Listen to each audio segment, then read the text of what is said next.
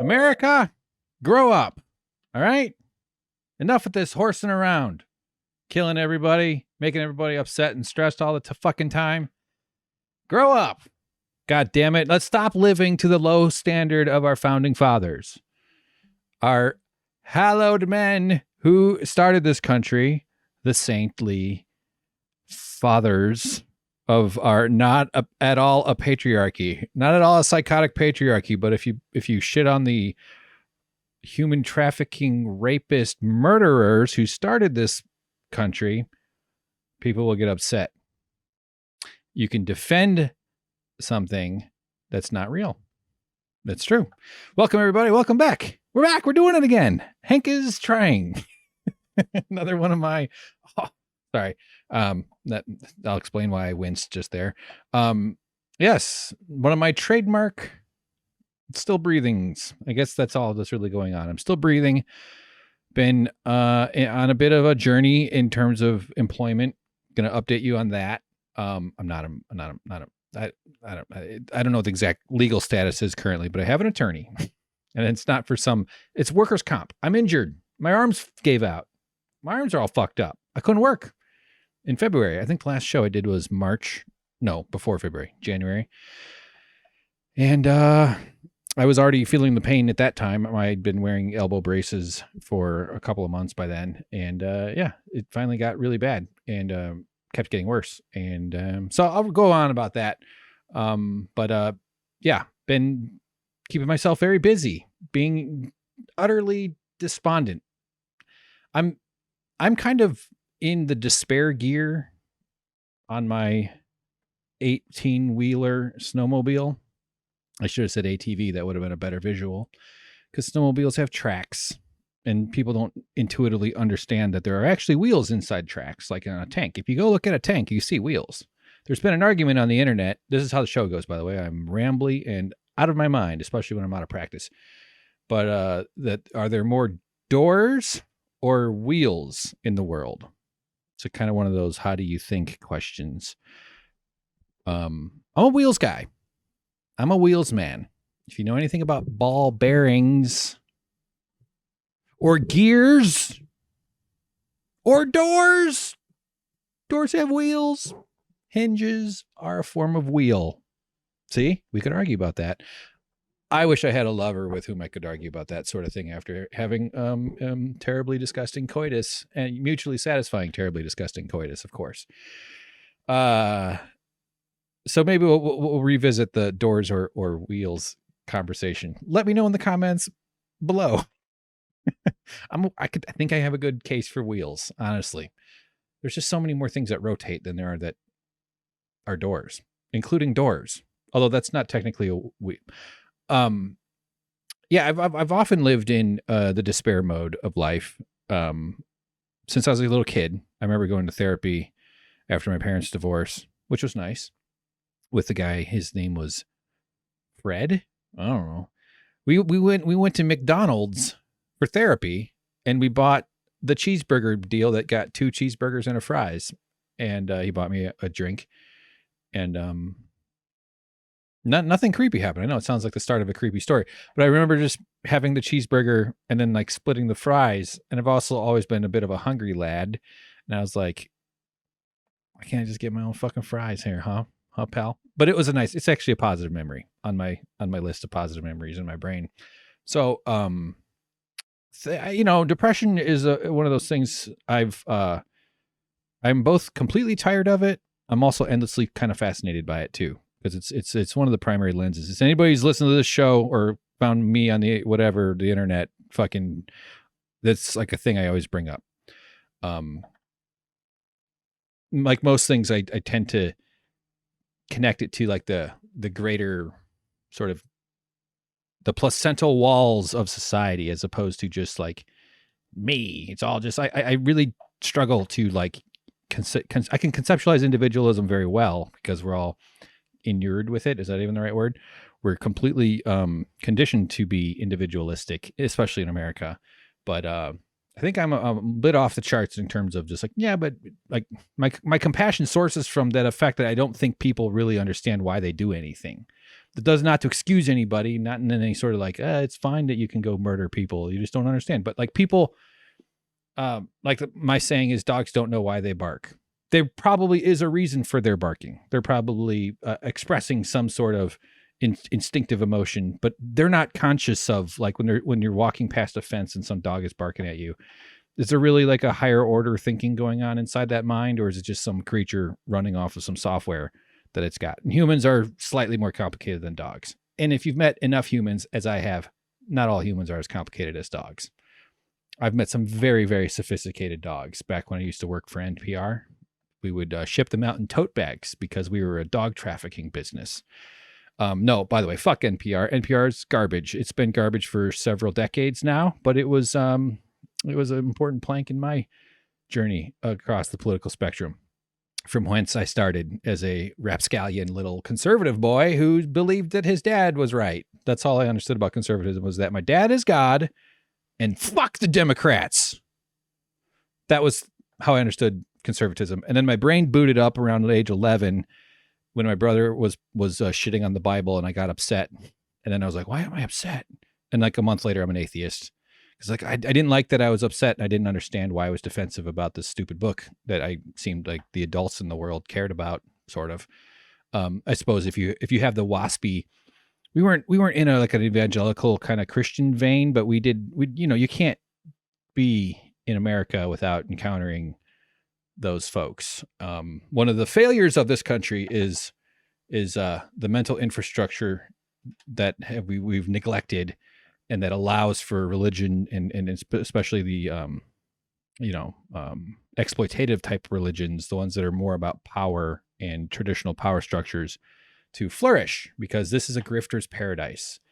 In fact, pretty much the only aspirational hope one has in America is to become a grifter. That is to say, a business owner. Not sorry to say all business owners are grifters, but if you employ people, you are participating in a tried and true technique of gaining from someone's loss. And that's, I think, if there is a future where we look back and we think about, am I still recording? Yes.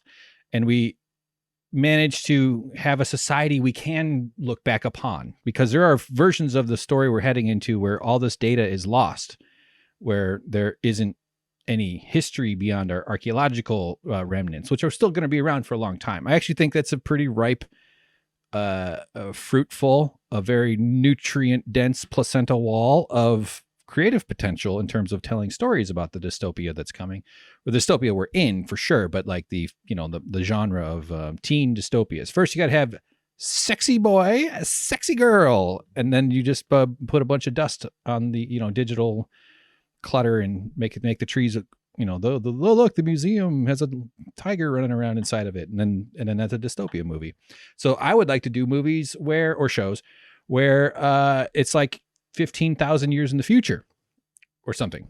Pick a number. It's almost arbitrary once you get past like 300, but 800. And it's about the little bands of humanity. I think humanity's scrappy enough to pull through even major calamities, other than like oxygen loss or a really severe asteroid impact. But that doesn't seem likely. Although, God knows, we're going to probably be like, Elon Musk should go get us a rock from the, look at all the platinum. We could make so much money with all that space. And they're going to fly it closer to Earth. And cow, boom. Oh, shit. Oh, fuck. Now we just crashed it into ourselves. We'll probably do that. By the way, somebody pointed out something really interesting about the moon. In terms of like asteroid mining, which is to say that the moon has been collecting asteroids since it was the moon. I mean, essentially there's a lot of asteroid material on the moon. So we're probably going to mine the moon. We probably don't need to go get asteroids, even though it seems like, oh God, that asteroid is gold and platinum and diamond and black diamond and scratch off tickets. I had to come up with something. But it's all just been pulverized on the moon for a few billion years since the moon formed or whatever. And so we're just going to go to the moon and get it. I have a lot more to say about the moon. Been into some science stuff, and I want to do more science stories here. I kind of want to expand my output from just this, what I'm doing now, this nonsensical rambling, to slightly more sensical rambling about other things like the moon or like my new, I'm starting positive here. I want to talk about all the dead murdered children and the dead murdered shoppers and the dead murdered people all over the country and the abortion and all the fucking nightmare stuff. I've got a lot of catching up to do. I got a big stack of stories. Here's the first one. Here, let me just get the first one out of the way. All right. Kamala Harris has announced she's running for president. Whoa. I'm just joking. That's a warranty card for a fan. So hoping to expand more into some, do some sciencey stuff. The James Webb Space Telescope is about to just blow all of our minds, man. You think you've seen Hubble? Hubble, you fucking suck. Hubble, piece of shit, barely worked when we first sent you up there. Fixed you. And thanks for watching. Like and subscribe. No, Hubble's a glorious, glorious device. But of course, the James Webb is now out there, and it was in like December they launched it, or November, whatever, and I was like, oh god, is it going to survive? Please survive, because it's so, man, I can't believe that it works. When they built I almost said the Empire Strikes Back, the Golden Gate Bridge, they had to, this is just a little randoid, that's not a word, fact that I remember, is they had to account for the way the metal expands, and it's something like 13 centimeters, I think, who knows, but they had to put it together and then let the sun heat it up, and then the metal expands. And that's fairly people who build stuff, that's not like a new thing. This was back when they built it before computers. And when you have temperature differences from where something is built and designed and first constructed to where it's going to live, you have to account for that. And that thing is out there in super hot one side and then super cold on the other side. And it's the fact that it all works is just incredible, that they could be like, we're going to make this little machine work at 8 degrees above Kelvin. There's this giant testing facility. I think it's in Texas somewhere. You've seen it in the film Armageddon, which was robbed that year for the Oscar for best screenwriting, I'd say. This huge chamber, they can make it into a vacuum, and I think they can cool it down. But they do a ton of testing. So everything that I find, I've watched a whole bunch of stuff to get that James Webb up in space. They have to account for the vibration of the craft, of just the launching is like very shaky. Look at that. Look at me shake my arms. Look at that. It's pretty cool, huh? That's what you get on YouTube when you're not just listening to it. And so they just test it. They just simulate as best as they can all the conditions it's going to be exposed to, subjected to on its journey, and then where it's going to live. And it worked. It's fucking working, and it's blowing everybody away. So I want to do more stuff like that. I have a bunch of animation stuff. I have my video coming up that I've been working on like crazy. So maybe a good place to start there. God, now that I'm talking about myself, my narcissism fires are being stoked, and it's feeling kind of nice. I do miss this shit. I have such a strained relationship with my own career and my own output. I have this low confidence thing, and I have this I don't think I'm really a narcissist, but I have this kind of like entertainer guy, comedian, anybody who tries to do comedy. And then like more than like a couple of times, I did a lot more than that. You have something, I don't want to say wrong with you, but there's some sort of, the way like a rally car, like race cars that have like the big scoop on the top or something, or they have all these like, it's whatever fundamental gear is necessary for you to have the emotional deficits that you're trying to fill in order to, and trying to fill them with the attention of strangers. Thanks for watching, by the way, or listening. I have that, and I have a lot to say, and I sometimes convince myself that I have interesting things to say, or that I'm banking on my personality, which is just like, really? What? What a mistake. What a stupid thing to have done to myself.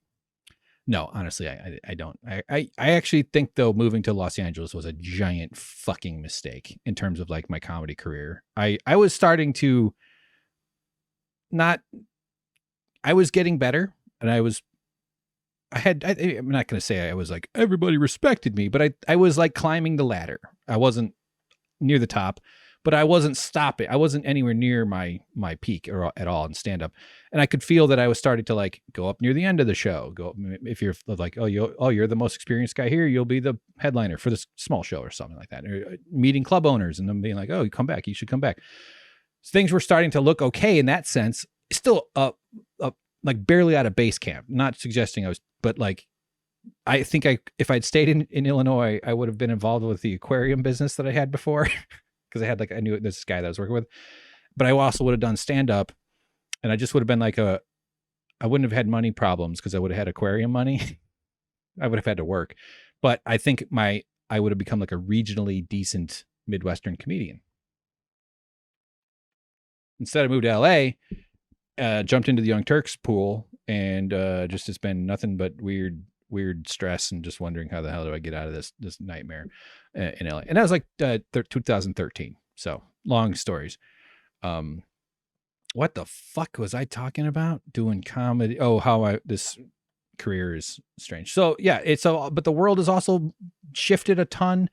You can do podcasting. You can do commentary, political commentary. I don't know what I'm trying to do. I often do what I'm doing right now, which I try to sort it out verbally or just, using my thoughts, internal verbals.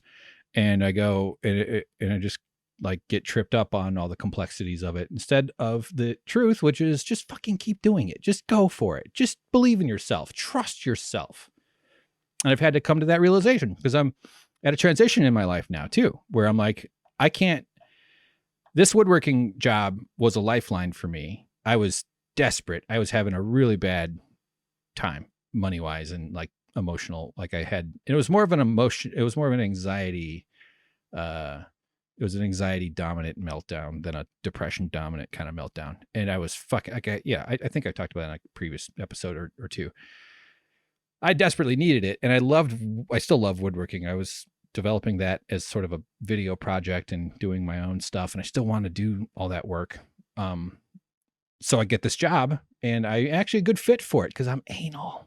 I'm really anal. I have meticulous, even among like high-end woodworking, I was doing like very high-end stuff for like small products and things. This is not something I built at my job, but this is my hammer, my favorite. They're called mallets if you actually want to impress the fellas down at the mallet yard. Just totally love it. Those are walnut wedges that are just jammed in there. And I don't really know what this handle is. It was the leg of a table I found on the sidewalk. Here's the thing I built though. This is a cool tray. This is white oak, gorgeous fucking wood, and an empty soy sauce packet in there. Got a little bit of a detail on the bottom where it's slightly curved. And this is sort of a tragic item though, because this job included a lot of vibrating tools, and I'm pretty sure that's the culprit. Can't say for sure, but somewhere around October, I started working in the summer. Somewhere in October, my left elbow starts aching a little bit. So I start wearing an elbow brace, and then the pain is in my right elbow. And then I start feeling pain in my left wrist, and my right wrist starts hurting. I had already had a wound from a previous wound on my right wrist, where it was actually from when I built a tortoise enclosure with a neighbor. She bit off a little more than she could chew with that project. I love her so much. She's such a good spirit, but she had no business saying yes to that project. She had no. And so she's like, let's do this. We'll take a look at the afternoon. And it was 40 hours of work. And yeah, it was fine. It turned out okay, except one of the fucking tortoises died. They're like these little burrowing grapefruit sized tortoises apparently. And we had to overbuild it. So it'd have a firm bottom, wire cage kind of thing, strong enough to resist raccoons, which, as we all know, are one of the top 10 craftiest creatures on God's green earth, right? They're like smarter than humans in some ways because they have opposable thumbs. Okay, sorry. I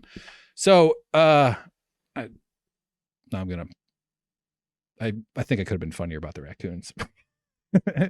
I was, let's see, where was I? So yeah, so then I'm wearing 2 elbow braces and I'm working and the weeks were going by though. It wasn't too much discomfort. It would be more like I was working 4 days a week, which is great. And I could tell right away that if I did 5 days a week, I was going to like wear my body out being an aged old man in my early 40s.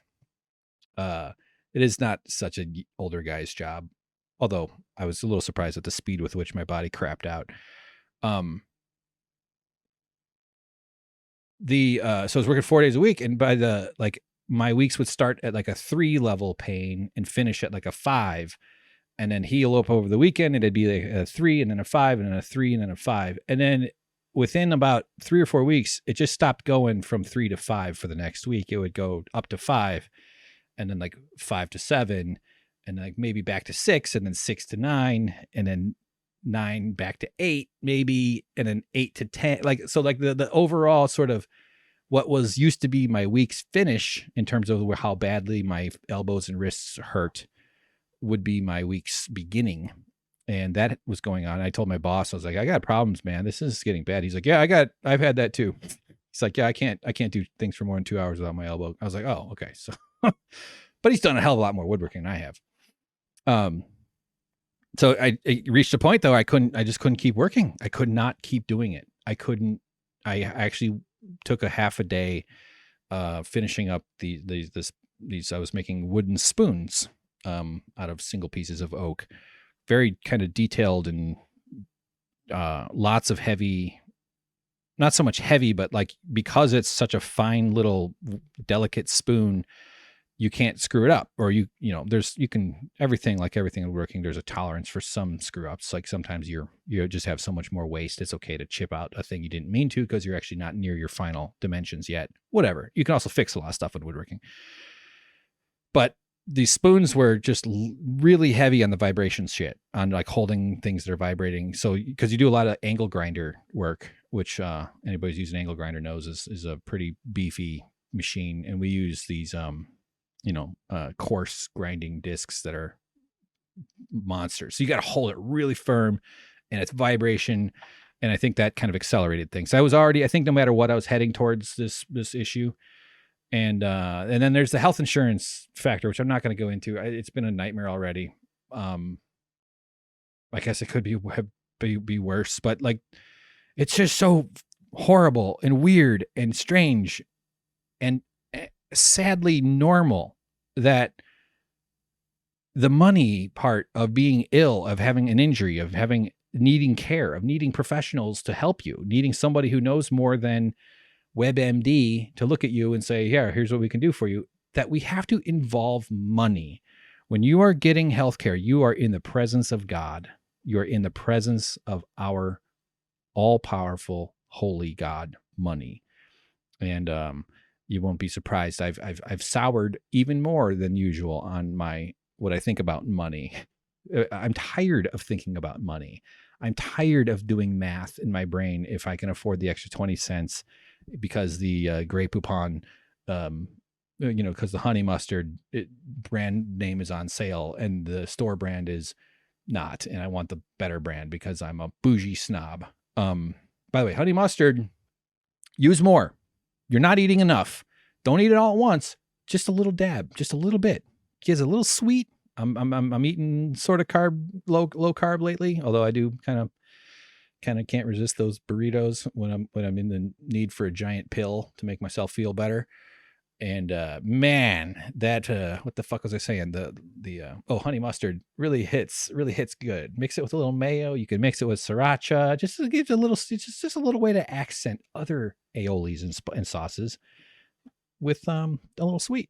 You don't need to overdo it. Okay, enough of this dunking our balls in brown sugar. Okay, stop that, barbecuers. Drug addicted country. We're not drug addicted. We are stress relief addicted. We are stressed out of our minds. America is like a vast, centuries-long psychology experiment to see how much torture and pain and trauma can we put people through, and will they put up with it? Or we could punish them, meaning like oppress them in ways that are brutal and violent, like we did to everybody who wasn't a rich white guy, particularly those of people of color, obviously. Just a nightmare society. You know you're from the bad country when the people are start banning teaching the truth about your country. That's what they're worried about with this CRT panic. First of all, there isn't any push to teach CRT. It's a legal graduate. I don't need to rehash it. You've probably already, if you're listening to this show, you probably already know all that bullshit. But I'm just saying it's not even a thing. But they don't mean CRT. They mean anything to do with race, anything to do with examining America's history, because any cursory examination of it, and I've been again, I actually feel quite ignorant. I listen to a lot of podcasts. I've listened to a few books. Well, no, half a book, part of half a book. But like podcasts about books. And other things. I do read quite a lot of articles and stuff, but I want to educate myself more directly and like actually read like bigger tomes if I can regain my attention span. But there's nothing good in the past here. There's probably some stories. I know there's definitely, a way to not put a rosy shine on the terror, but there's definitely good people who have lived in America. There's people who stood up and fight injustice and stand up for themselves and fight oppression. A lot of that's the only thing that really gives me hope, is that human beings do tend to stand up for themselves eventually. I'm not sure how far America, when we're going to let things go really, really far here. In France, they burned down the goddamn, Paris. They'll tear down the Eiffel Tower and turn it into a fish reef if they raise the bus prices. Here, we'll just be like, oh, killing kids, that sucks. Or some of them will be like, well, at least it's not my kid. And then we'll just move on, and it's going to happen again. They're going to keep killing children, which serves the rulers, though, because the concept of, see, I've already jumped off of my own stuff. I was talking about my arms and things, but the concept that, I don't know if this is a term that's out there in the world. I may have coined it. I do have that brain. I want someone to say, Hank coined this term. He coined the term money. Is stress dividend. Like there are the best investment a society like ours can make, a capitalist, vampire feeding. Our government just conditions us to be blood bags for the fucking vampires. That's all we've ever been. That's all we are in this country. But the best investment you can make is to stress out your people. And I mean that in a generic, loose sense. People have the concept of stress to any one person, it's going to mean different things. But the more people have a bad childhood, the more people have traumatizing experiences, either chronic or acute, the more that person is going to have to pull their horizons in on themselves and deal with their own localized issues, and often very, very imperfectly, such as myself. Most of us generally try the coping skills that are bad for us before we end up at the coping skills that are good for us. If you're lucky enough to have the wherewithal to attain any of those coping skills, because it burns people out and it hurts people, and they end up, you're wiped off the register of influence. I mean, it's bad enough that nobody here has any voting power or any kind of actual civic engagement, largely, I think, due to time restraints, because we have to work more than any other fucking country in the world. But the more stress they can impose on you, and this is why these are the stress dividends, the less of an opponent, the less of a opposite pole you will be able to push when it comes time for movements to form, because you're closed off in your own little bubble. And it makes you more susceptible to being coerced into some sort of, value system, or, pipeline toward the right, or cults or religions or whatever it is that makes it so that your humanity, the lack of humanity, has now become an asset to those who want to keep the system as it is, or even regress it even more. So no matter what, and it's so much easier to stress something than to do it correctly. Like if you're growing plants, it's so much easier to grow it wrong than to grow it right. There's a little narrow window of conditions you can provide for the plant to do okay. Outside of that, close to that, you want to be as close to that as you can. Maybe you're a little close to that. Maybe you're just outside of it. Plant has a close call. It ends up with a scar, owie, owie, but it turns into a beautiful plant no matter what, or an adequate plant or whatever. but there's a lot of ways to just ruin it completely. And here we are the ruin you completely society, where we're because for those of us who are able to claw our way out of it, well, that's 20 years. Let's say it took you 20 years. That's 20 years you weren't developing yourself into somebody who might resist the machine, who might stand up to their boss, who might form a union, who might have the self-worth it takes to stand up for yourself.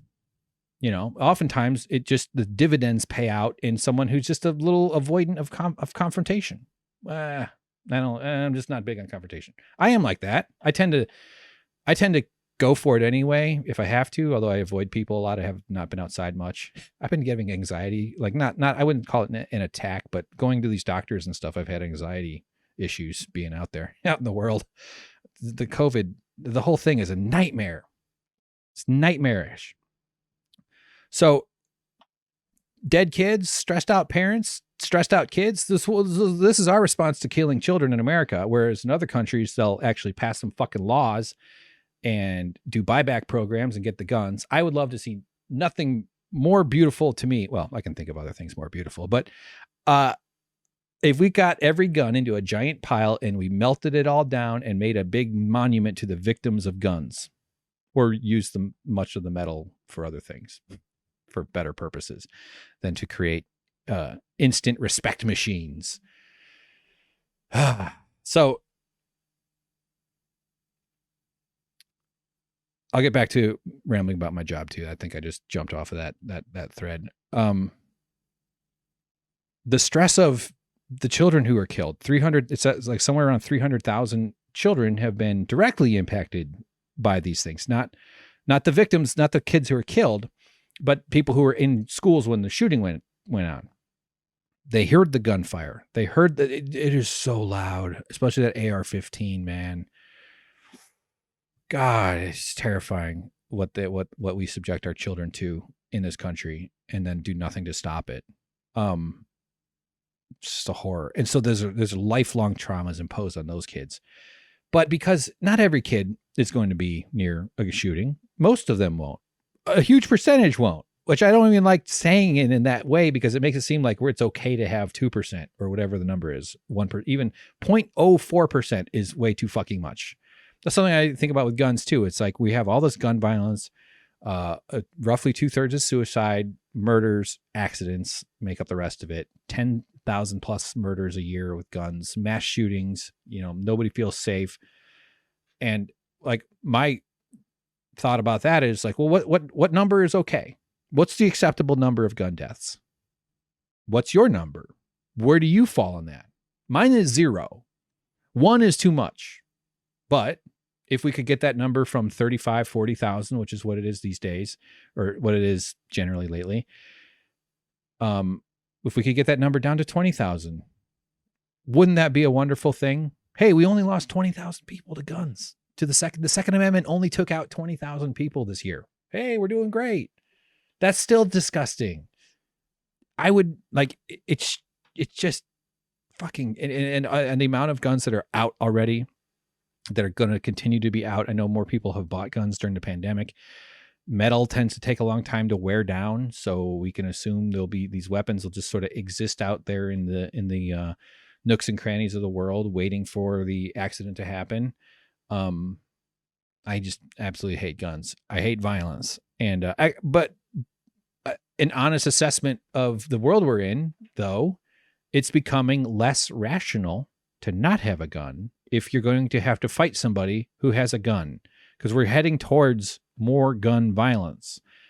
I'm not saying you should go get a gun. I'm just saying if you and I are squaring off and you're going to use a gun, I don't have a gun, that's a pretty obvious power differential that can only be rectified by me having a gun, or by you not having a gun, in which case we have a broom fight and I would fuck you up. All right. Because I've done a lot of sweeping. You'd be down. You'd be like, you'd be in a dustpan. Boom. Recycled, bitch. Except there is no recycling. That's just a lie they told us. Yeah. So, I could go on a lot more about guns and shit. I have a couple of videos of guys yelling about guns. This is a dude. This is Steve Kerr. You've already heard this, I'm sure, but here's another sports guy yelling about guns. Let's just get this audio here and see if this works on my recording device. It's about the Republicans in that Senate who are wrapped up with the NRA and all the gun lobbyists and everything else who are afraid. There's 310 million guns in America for 300 million people who are afraid that if they get tough here, that somehow they're going to get knocked out of office because their states love guns. Love guns. Do you think everybody brings up the Second Amendment. What do you think George Washington, Sam Adams, Jefferson, Ben Franklin, what do you think they're thinking about right now? You think they thought this? They were thinking about raping their victims. Sorry, that was probably a little, should trigger. It's a little intense. Sorry. Here. There was no police. There was no state militia back in 1780 when they did the state Second Amendment. It's not the same thing. This is totally different today. I mean, it's ridiculous. You're going to bring up the Second Amendment where I have my right to have guns, and you're going to bring up something that was passed in 1780 and say that applies. That's a point I've been seeing a little more recently. I'm not going to play this whole guy's thing. He starts yelling a lot more. I actually found him. It's good. We got to have a lot of our dumb white boys in our country. I'm speaking as one of them. We're hard to reach. Not a lot of persuadability going on in the dumb white guy brain. And you need a white man in a suit because we've been conditioned to be these authoritarian subjects in this fucked up society. So like guys like him yelling actually does get through because people need to feel like they're being yelled at by their boss, basically. And so we need more of this though. Sports guys, whatever. I don't know what the fucking solution is. But at this point that the Constitution is 17th century. It's 16th or 18th century bullshit from a bunch of merchant class rebels who didn't wanted to reject the British monarchy so that they could be more free over people. They'd have more freedom to commit heinous acts of human degradation without the encumbrance of an older model of governance, which is monarchy. They wanted economic royalty. They rejected the divine royalty, basically, by, because we have economic royalty now.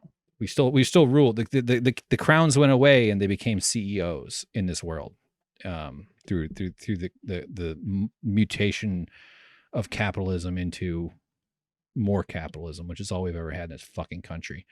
But the Constitution was written with a feather. It was written on animal skin. Parchment, I think they call it. There are 3 forms of paper. Watch the documentary on it on PBS or Nova or something. There was paper made by the Chinese. There was papyrus made, I think, in the Middle East somewhere. I'm sure I'm wrong about some of this. And there was parchment made by the Europeans, the psychos of the fucking world. The whole world is just because Europe mugged the planet. I mean, the European colonization that was brought about by the festering upswell of capitalism in the 1800s that drove colonization, thanks to shipping technologies too, was just a turning point for humanity. They mugged everywhere. And they killed and they maimed and they murdered. And we're still living with those legacies every day. I can't, like when people talk about your Western values, the right, especially, Western values, European, we created civilization. Blah, blah, blah. Fuck you. No, we didn't. Western values, the European values are the most heinous. I don't mean the pleasant Norway. Oh, here, have some pie and some healthcare. Not one of those types. I'm talking about the colonial European Western values that they cling to, the invention of race, the creation of the taxonomy, the evil taxonomy of the 1800s, where they justified the abuse and the torture of men and women and children and kidnapping and rapes and murders throughout for centuries. And America was one of the worst outbreaks of it because there was no one to stop them. There's a reason the United States was a source of inspiration for the nascent Hitler party, the nascent Nazi party in the 20s. They had delegations came over. They were looking to our Jim Crow laws for ways of setting up their own horrifying society. So my arms, I don't remember what I'm talking about. I need to end this fairly soon, though. I made a sacred vow not to go crazy long. So, okay, we're only at 40 minutes. My arms are bad to the point where at work, I was no longer had full use. I was like positioning my elbows where it would hurt if I reached out. So I'd keep my elbows in order to avoid that. And so I would like walk around like with my elbows in, picking things up, because woodworking is very intense on your hands and your arms. I mean, we all use our arms all day long pretty much, but woodworking is really just a big arm things. You're just using your arm. So there's plenty of good leg stuff in there too, all kinds of ways where especially when you get down on the router, you get down on a router, you want to get a good view on it. You want to, safety glasses and like, so there's leg positioning too, but it's pretty rough on the arms. And, I was developing the nice muscles. I was feeling pretty studly, although I've been eating myself into a nice hibernation layer too a little bit lately, but, that was one of the benefits of the job was the muscles. Feeling I was wanting to date soon, feeling pretty hunky.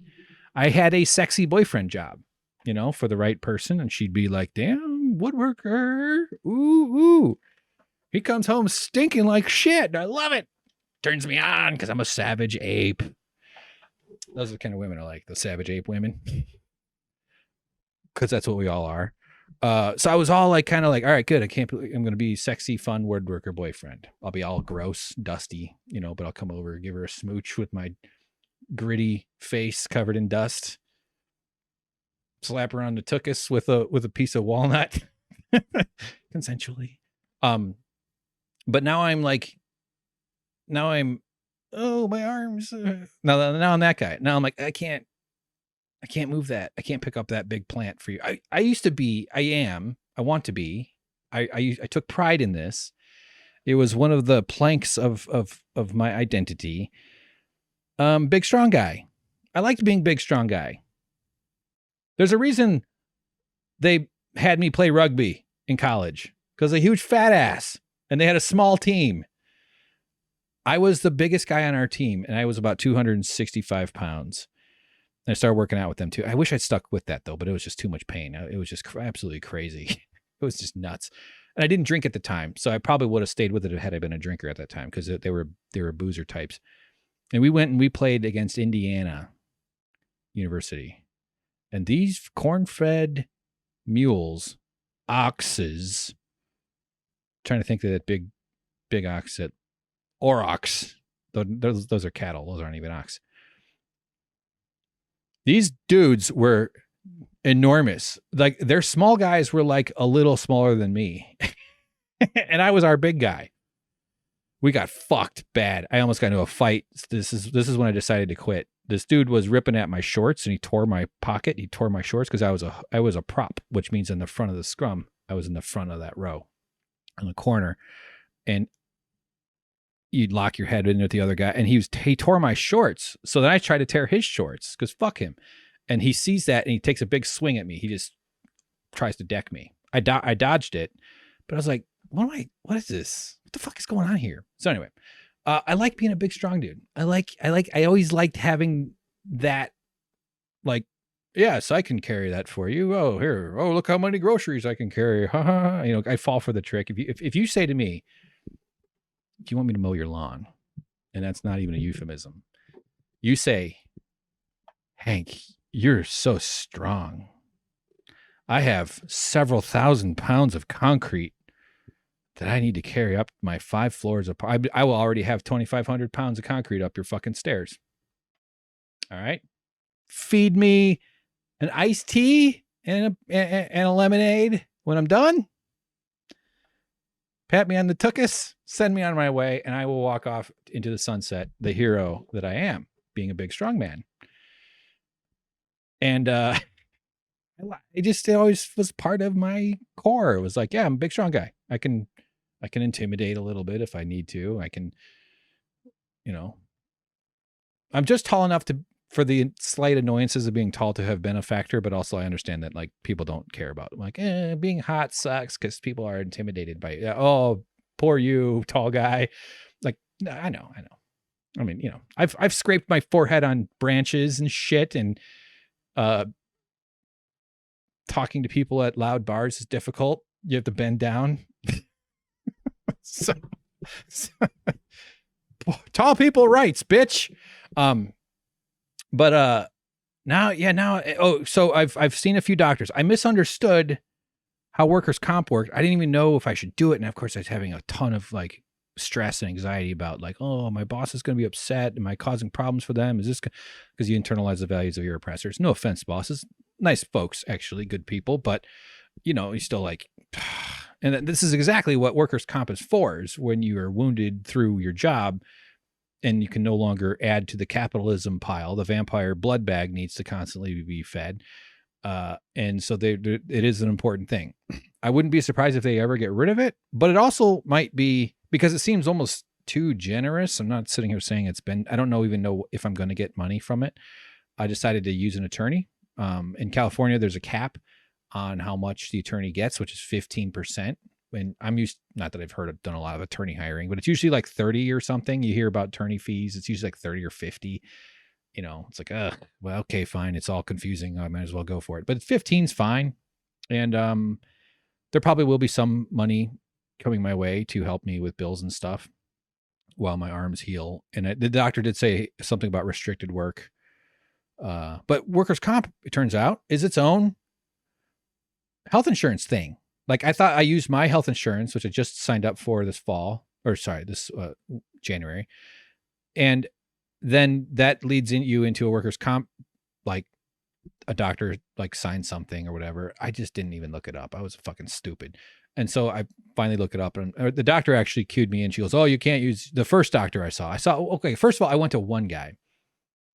That one was a shit show. This is just a general physician because I have like this terrible, cheap ass, healthcare that sucks. They saw me this is where I was treated. Sitting in a fucking hallway. And they had me moved too. They had me moved to a different chair. Because I guess they were under renovations or some shit. But they it was humiliating. The guy told me to lose weight. And I was like, I agree with that. I know people get upset by like doctors, or at least doctors are sort of avoidant of telling people to lose weight, but it is the right. Medically, it's like, yeah, you probably should lose it. Not to shame people, and people should find their own homeostatic, baselines that are good for them, God willing. So that's what you got to do. First, you got to see the general physician. I'm speaking to my British friends now, and then they can assign you, or then they will send you to a specialist. You can't just go straight to the specialist because at HMO, home management operation. I don't know what the fuck. PPO is preferred provider orgasm. And so I get to see a specialist, but they had to go ask permission from the insurance company if he can give me a piece of paper ordering x-rays for my elbows and my wrists. Because this guy had no idea what the fuck he was looking at. Nor should he. He's not a specialist. I actually misunderstood things there because I thought that I had to wait 2 weeks for approval. But I thought the 2-week approval wait was for the x-rays when I actually could have gone earlier. So it cost me like 2 or 3 days, I guess, in terms of that. But I still had to wait 2 weeks to approve seeing a specialist. And I did actually get on the phone with somebody. She was very nice. And she explained how it kind of works. And this is from the insurance company. And she said that their emergency approval takes 3 days. It's just bizarre. So I'm giving this company money. The state is giving this company money, more than I'm giving because I'm poor enough. And they have a big pile of money, this middleman. And their role is to say yes or no to healthcare that your doctor thinks you might need. And they can say no. If they don't think you need it, they'll tell you no. They're the ones in charge. I give them money, state gives them money, and then they make all my medical decisions for me. And their rubric is, can I keep some for myself? I need to make some profit. Some rich motherfucker and their fucking investors, they need more money. Their skill is they already have money and they want more money. So they're able to control our healthcare because they're the ones who gather the money up first. It's just so bizarre that we have that middle man role for these vultures, these fucking vampires, and it kills people. Hey, this professor, he sexually abused a lady and now he's being canceled. People that whine about like professors I know that I don't know the situations or whatever, but like I see people croaking about the injustices that are going on with cancel culture. And I just think like 60,000 people a year are canceled because they can't afford medicine. And how many millions deal with the stress or come close to dying? And there's like, and we just call that profit. I think there's just a tremendous amount of violence in the white community, honestly. If you look up, most of these companies are run by white people. What's with all the white violent, the violent white people? We tolerate it too much. There was a lot more liquid in that slip than I wanted. So finally I see as the specialist, they had great reviews on YouTube. I mean, on Yelp, not on Yelp, on Google, whatever. They had good reviews. I was like, oh, good. Actually, that's good reviews. They charge for x-rays. I don't know what that means. If it just means that they received the email, because this is a different place than the place where I got the x-rays. So I was a little suspect about that. And I don't say sus, although I almost did. I'm not that much of a Twitch streamer. And I did feel like the lady was competent, but she was very like, so far, both the doctors I've seen are very like quick. They're like, it's like they just are in a, it feels like they're just in a hurry. Like you don't feel much humanity going on. Although I've seen the other guy twice now. And I like, there was a little more than humanity this time, but like, you just get the feeling like, cause they interrupt you. Like they don't let you finish. And I think that's a big thing. I used to take my mom to the hospital all the time and sit with her in doctor's issues. I used to schedule her appointments. She had some troubles that I was, responsible, not causing, but for helping with. There's a big long story there, but the way that you communicate to doctors, I think they're very used to bad communication because people don't really know how to describe these things. If you ever listen to Car Talk, I'm sure you know what I'm talking about.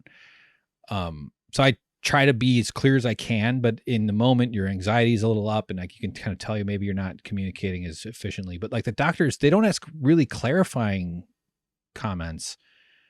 They just interrupt you and move on. And I don't know. I just find it really interesting and strange. If that's just the nature of the type of people who become like bone and joint, doctors. This lady was like a hip, their big deal was like hip replacements and knee replacements and stuff. So I'm in there with my little arms. Oh, my wrists, I can't do push-ups, stuff like that. So now finally though, I decided like, okay, I maybe I don't need to do workers' comp. Maybe I can just pay for it. But they wanted me to do 6 weeks at twice a week. And I don't know what the copay, if the copay covers it or not. Like I've heard that sometimes you just pay once, but I'm not assuming that. I couldn't afford $65 times 12 just for the therapy for my elbows. This was not even for the wrists. So I've learned about workers' comp. I got in touch with an attorney that seemed like, I got through a recommendation. And you don't need an attorney for it at all. Not most, but some companies will just, if there's an accident at work or something, they just file it right away. Like it's kind of a routine thing. That's what the insurance is for. I was saying earlier, like I do wonder though, if like they'll get rid of workers' comp insurance because it is a bit of a safety net. It'd be harder without it. I didn't have to pay for my visit today. I don't think. I don't know. You never know. You get a bunch of mail. Always getting fucking mail. So, but it might also be one of those things though, where like it just makes business sense to keep it too, where like not having it will be like, it's just been understood that it's more costly to not have constant insurance, like to require employers in California. If you have one employee, you have to have workers' comp insurance. Those requirements, I wonder though, like if the business community actually supports those, because it is a firewall against like catastrophic losses and catastrophic lawsuits and stuff, but they can just make it illegal to sue them or make it harder to sue them. And then they can get rid of workers' comp or something. I don't know. I don't have any, I have very good reasons to be cynical about where the direction the country is headed, particularly with the Supreme Court that we've got right now. These fucking extremist, white supremacist pieces of shit. They're horrible. And they're Christian theocrats, and they're going to impose anything that hurts workers, anything that hurts the environment. Usually that means helps businesses. So we have this entire economy set up where there's an antagonistic relationship between the planet, the people, and the corporations. Those are in tension. And that is a fatally flawed design, as far as I can tell. The world where we build a economy based on, there's a concept called participation economy, where it basically means people get to actually have some influence over their lives. But the world that's beyond this, where we actually have a sustainable planet, this is the future that's possible, the one that we're the least likely of the futures we're facing, wouldn't be like that. The concept would be foreign, or it would seem foreign. We must get to a place where that is something that we did in the past that seemed as crazy as using leeches, although I think they still might use leeches. I don't know. I wouldn't be surprised if the doctors where I go like, all right, put this leech on your forehead, you fucking idiot. I'm like, all right, thanks. 15 minutes. Okay. The leech makes me pay it before it's done. So I've been out of work since March, out of income. I don't have any paid time off, no sick pay. I have issues with with that arrangement. And another thing too is what if I could have gone to the doctor in October when my left elbow started, cranking away. Well, that's not how you describe pain. Started making noises, creaking. I think that's where I was going. What if I could have just seen a doctor then? Would have been cheaper. Maybe we could have intervened sooner. I could have maybe learned some stretches, or anytime you can catch it sooner, you're saving money. That's also what's so maddening about this system. Is I'll just wait and hope it goes away. I'll wait and hope it goes away. I'll wait and I hope it goes away. I'll go do my job that causes the problem. I'll go back and hold sanders and hold heavy, things that are, if I don't hold it with a very strong grip, it's going to fly out of my hands and gouge out my thigh. So I'm going to hold this thing like it's my life depends on it, because in a lot of ways it does. And it's just such madness. Or the sick, or taking time off. Oh, your elbow's in pain? Sure, take 2 weeks. Go to the doctors, get 2 weeks, don't spend any, and you're fine. Come back and work. People take advantage of that system. People take advantage of it. It's like, now they would, because this whole world is about trying to score as much advantage as you can from every situation, it seems.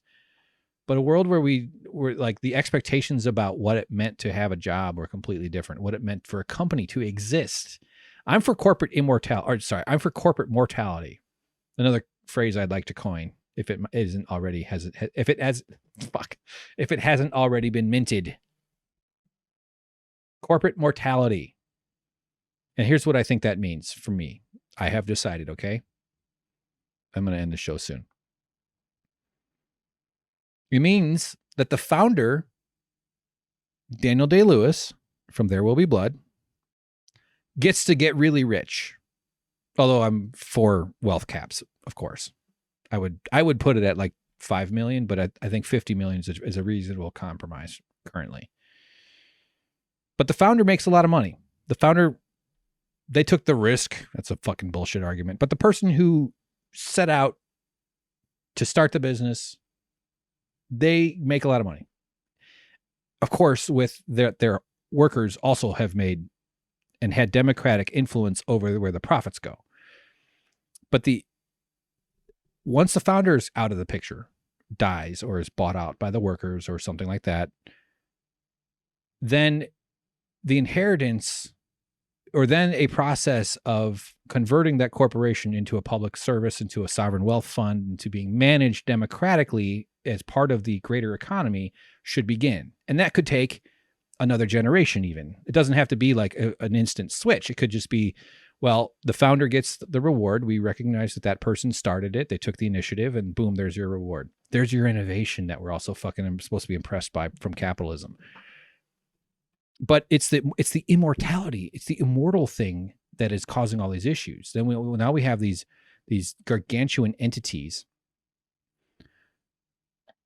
that exist forever with perverse incentives to destroy the planet, because they can't within the capitalistic framework, the collective of capitalism is just killing us all, which is an entirely irrational thing to do. But the quarterly profit fetishism of capitalism means they make what they think are rational decisions on the short-term basis. So after the founder is dead, possibly even before, the process for converting this company into employee-owned, some sort of public trust, some sort of public good, public service, and we reduce the amount of profit that can be extracted away from the workers who do the work. It sustains itself as a democratically managed entity. And if with proper democracy, that is to say unions, co-ops, worker representation on the board, et cetera, the industries that need to be shifted, meaning expired, would be democratically done. So we still need to be able to allow these things to die. If it, as the world evolves, as things change, as industries move on, as technologies come about, as different things for different reasons, or the company will also grow and evolve, but it'll be democratically managed. And the people I really think that that's the path towards socialism and communism. That is democratic control over these industries, over these businesses. Because when they talk about seizing the means of production, all right, what the fuck does that mean? I mean, not to say that people who say that are idiots. I'm not saying that. It's obviously it's a complicated notion. You can't just that's a phrase. So what are some of the mechanisms for actually accomplishing that? But I also, let's just say we have what I'm saying. I don't know. I'm bullshitting. Don't trust me. Don't believe anything I say. But if that were a mechanism for taking control out of private hands and putting it into public hands or worker controlled hands, I think that people would vote to protect their local communities. People would vote to keep their profits that they produce closer to themselves. People would vote to not allow this kind of gun massacre. People would vote to keep rivers clean, to build more parks, to build more low-income housing. And not to say that, shouldn't be low-income housing, to reorient housing around housing, not around profit. That's the profit incentive in the housing market is just being the vampires. It's a feeding frenzy right now in the housing market because people need to live somewhere. Not all industries have the same imperative as far as its relationship to human needs. Not selling Nintendos or armchairs, housing, healthcare, electricity, safety stuff, education. These are industries that should not have nothing to do with profit. But I think that the path towards communism and socialism is not, well, we're just going to talk you into it. It's, we're going to give you power over your local community. And but you have to share that. We're calling that democracy, shared power over your local community, and time to engage in all these things on different scales at the regional and state and federal scales. So I think the 4-day work week is the only hope for progressives at all. Lefties, progressive, whatever the fuck word you want to use. Not because it's for a sad reason, but it's about time. We need time. We need people need to be able to rest and breathe. And most people who get a 4-day work week wouldn't become activists, but a small percentage would have more time. Like the people who are already doing the activism are exhausted and they're broken and they're beaten and it's coming at a tremendous opportunity cost for themselves. There's a burnout cycle that occurs within activist circles. A small percentage of people would have more time for their local communities under a 4-day work week. I've been working 4-day work weeks for the last, up until March, I guess. It's glorious. 3 days off a week is amazing. And the goal of society should be, hey, good news, everybody. 2-day work week. Good news, everybody. We're going to cut down hours by 4 hours. It's going to be a 2-year process. These things can't always just be happening in flips, but hey, we're all working 4-day work weeks. Well, guess what? Now it's 3.5-day work weeks because our democratically influenced political system now has realized that the goal of society is to maximize leisure and reduce consumption. This consumption society, don't get me fucking started on buying stuff. I think the gift culture, I don't mean gift economies. That's actually its own kind of interesting thing to look into. But that's partially what animates my woodworking interest is that I actually really love to give things. I've sent some stuff to some people. This is a beautiful piece of a tray. You know, look, it holds empty soy sauce packets. It would greatly, that would outlast someone who I gave it to. I could build that and give that to somebody. Then I have a bunch of trays. Actually, that was sort of my plan with this job. And then I'm going to finish up talking about the video I'm working on, I guess, and then we'll be done. I'll finish it over an hour, which is expected. My hope was to catch my breath with this job and learn, and maybe I was open to it taking me off in a whole different direction. I had no idea what I was getting into. It was mostly kind of just like a manufacturing job, just grinding out. I had a lot of autonomy, which is really what kept me there. I had some pals. I liked a couple of, some of the dudes that worked there, but the autonomy was nice. Like and I even talked about that with the boss. I was like, the autonomy is what's keeping us safe, honestly. Because if we were being rushed to finish stuff, we'd be getting injured. No doubt about it. Although granted, I got injured anyway. But what the hell was I talking about? Oh, the idea was that I still wanted to use my video editing skill, my I want to say storytelling skill, and do podcasting and maybe someday even do stand-up again. I miss stand-up so much. God damn it. I miss it so much. It's so fucking fun when it works. I got one laugh once. It was awesome. It was so great. And I also had this video project I was kind of working on too. I want to step up my output, not in terms of quantity, but really quality. Like I'd like to do professional documentary editing, or some sort of online thing that generates money in some way, or that, like, more than just putting up shitty videos every once in a while or whatever. I have not done great about following through on that, but this job allowed me the breathing room to just be able to have time to work on that stuff. And I'd been working on this video, and now that I'm off work, I've been just going full steam on this video. I've been putting a ton of hours into it. So this video, I'm hoping, will be a level of like quality that's above average, I guess, is sort of what I'm going for. That demonstrates my skills, a variety. I'm pulling out all the tricks. I know I'm using After Effects a bunch, Character Animator, Photoshop, obviously, Premiere Pro, of course. And man, I'm really putting in the work and putting in a lot of hours. And if I can prove, if I don't know what kind of response it's going to get, the way I've had a few videos do really well over the years that on SuckProfessor here and there. Kotaku was like a video game site that wrote about this one video I made, and I did a couple of other things, but nothing has ever really, I've never really found that magic. This is what you do. This is always going to be a thing for you. You've proven something here. So I'm hoping this video both communicates the story I'm trying to tell as honestly as I can, and also communicates my abilities in a way. It's sort of like my job application for future work. It's not the type of subject that HR managers are going to appreciate. So I'm hoping for work in the labor movement or something like that, or maybe for some other kind of shows, because I've got a ton of experience in shows, mainly talk show editing, talk show stuff, as well as like my own like experimental things. So it's eaten up a ton of my time, though. It's giving me something to do, something to work towards. So I'm still following through on my plan with this job. I didn't plan on being out with this arms and wrists all fucked up, but so I've accelerated this process, and I'm probably going to have it done in a couple of weeks. Maybe, I'm hoping. I'm getting closer. It keeps getting a little bit longer. I'm trying not to make it too long, but I just keep adding to it. It's going to be about 25 minutes, maybe 30 minutes at most. I don't think it'll be 30 minutes, but I'm very much looking forward to releasing it for lots of reasons I just explained, but also I'm tired of it. I'm fucking sick of this goddamn video.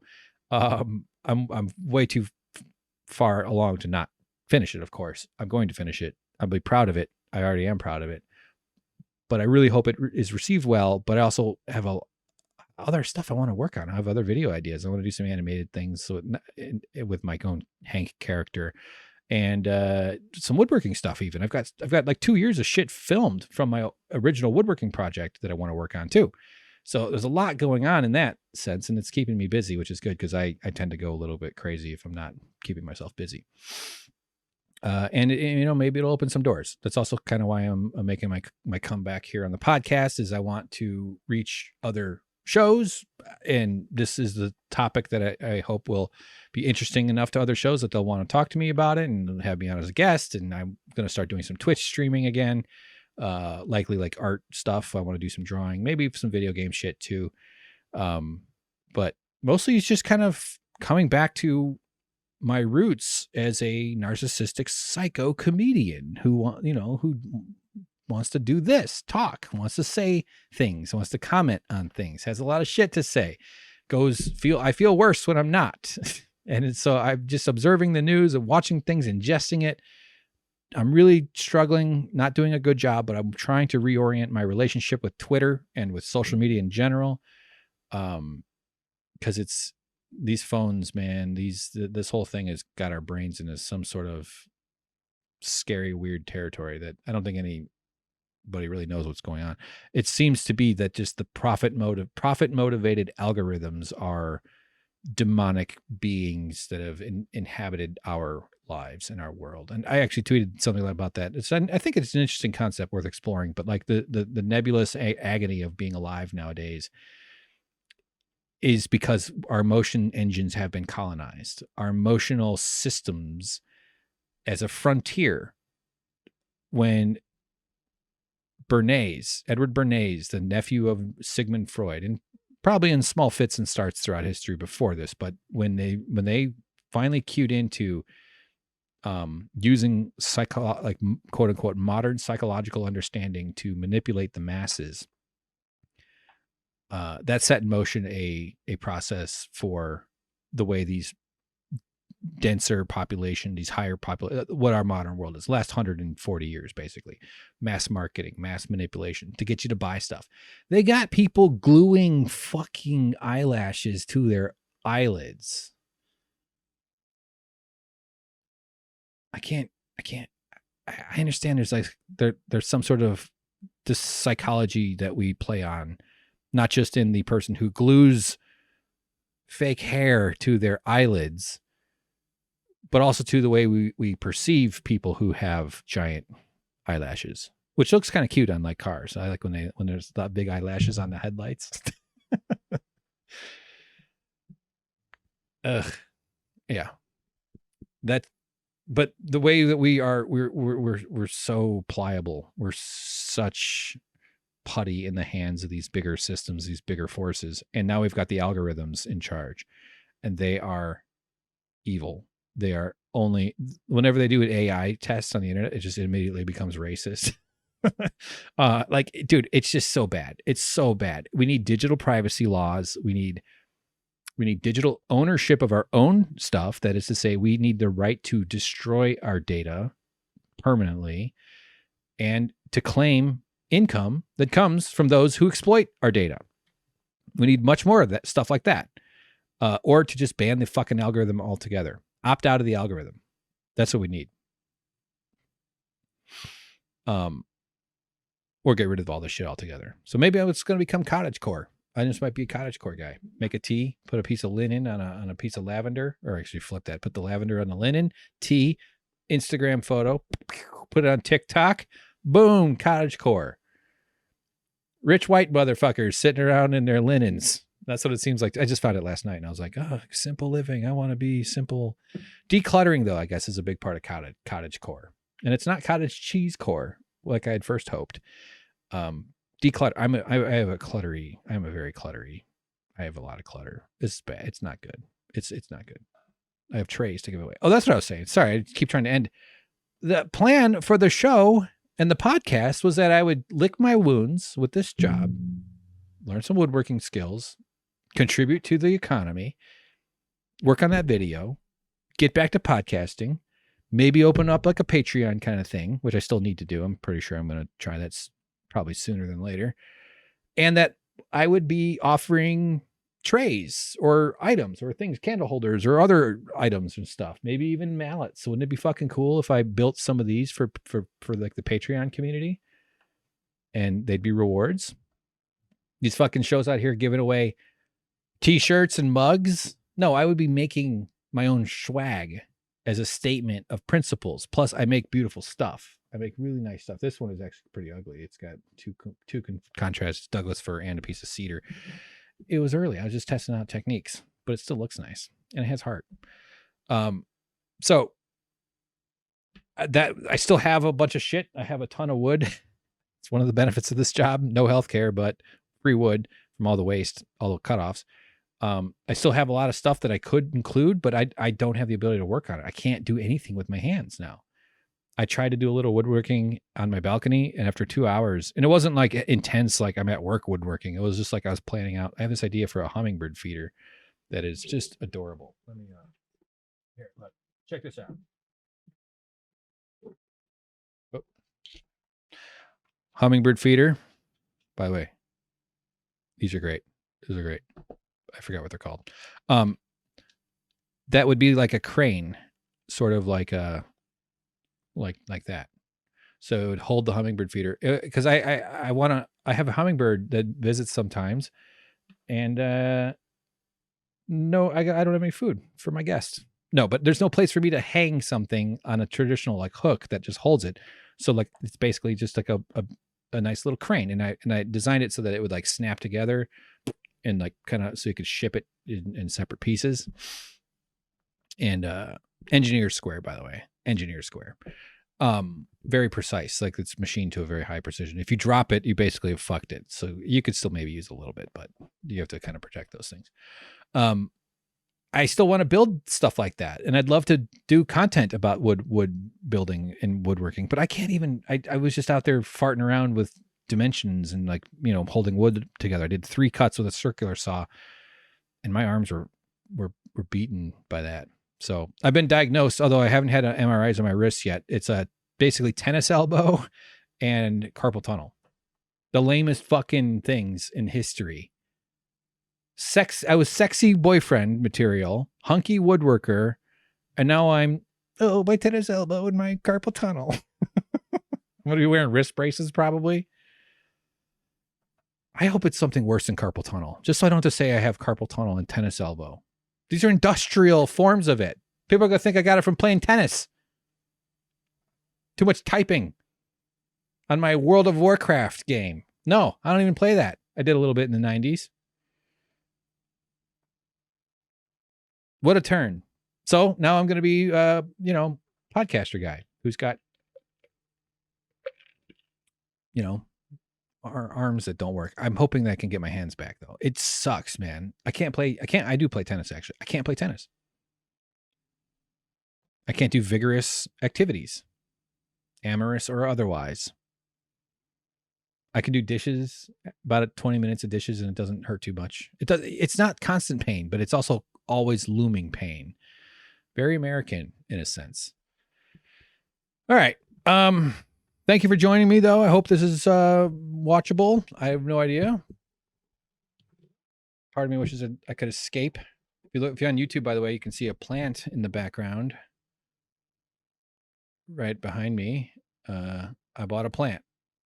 I went to the hardware store and I bought a spider plant because I hear they're easy. I'm a very much a deadbeat plant dad, but it's also sitting over there next to some dead plants. That's nice. You put your new kid next to the corpses of the old kids.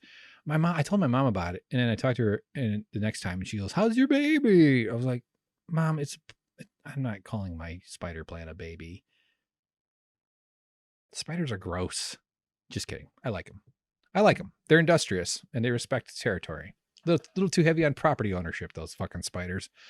But yeah, dude, we'll be seeing, man. We'll see how the spider goes. We'll see if it grows. We'll see if it gets light. We'll see if I remember that I have it.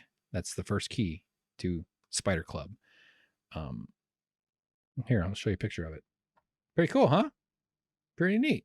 And it's already got a baby, by the way. It's already got one of those little spider off-growth things that I can put into a different cup. And then one day that one can become the daddy. We'll be back. Going to try to do this consistently. Don't count on it. If I'm inviting your support in terms of, hey, Hank, good job. I love to hear that. Honestly, believe it or not, that shit goes a lot further. Now, in the future, when I've got millions of viewers at all times, and you say, good job, Hank, I'll be like, yeah, I know, I have millions of viewers. But right now, I need that shit. All right? No, that's fine. Yeah, that's it. It's good. We're good. Sorry that we all are here, though. This is a rough time. This country we're nowhere near the dark times. The fucking Democrats. One of the things that makes it so scary is that the people fighting who are supposed to be fighting on our side, they've never been on our side. They've spent the last 2 weeks helping a pro-abortion or pro quote unquote life, a pro-forced pregnancy and an inhuman anti-life and NRA supporter get elected against a progressive woman in Texas, Jessica Cisneros versus Henry Cuellar. The people who are ostensibly supposed to push back against the Republicans, I know I was just saying goodbye, are this person. Listen to this. And the privilege to serve with over 100 women members of Congress. Oh, yeah, that was that part. That was where she just talked about 100. There's like over 100 women in Congress. Guess what? There's 435. That's a quarter. I'm not saying that is sadly, that's a comment on America. At this time, we've got a quarter. That's crazy. But this is the part I want to hear. The largest number in history. Shut up, you demon. Here's the next when one. We're talking about the dreamers. Let us remember what President Reagan said in his last speech as President of the United States. I urge you all to read it. It's a beautiful speech. He said, if we ever close the door to new Americans.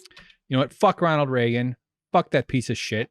White supremacist motherfucker. Fuck this white supremacist piece of shit. She's quoting Ronald Reagan. This is the leader of the opposition to the Republicans. So among the reasons I have no hope. Finally, I'll just say that Gen Z gives me hope. The kids are good. The kids need to take over. We need to get out of their way. We've let them down, and they're ready to burn it down, this fucking society. And of course, the way that people hold on to power, it's probably going to take 60 years before they get anywhere close. It's scary. The Republicans are on a war path. They're out competing each other to see who can be worse, because the Supreme Court will not stop them. They will always be supported. They're trying to find what the Supreme Court will stop. And that's terrifying. With Brett Kavanaugh, Clarence Thomas, that dullard, that psycho, what's her fucking face, Amy Coney Barrett, Alito. Alito, in his abortion draft, cited people from the 1300s.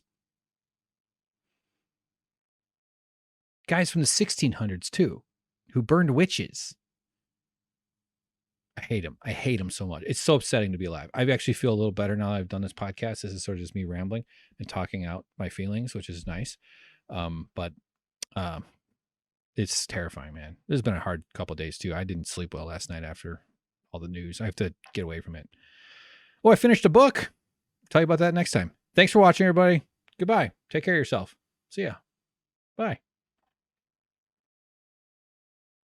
All right, I'll feed the motherfucking fish. Freeloaders.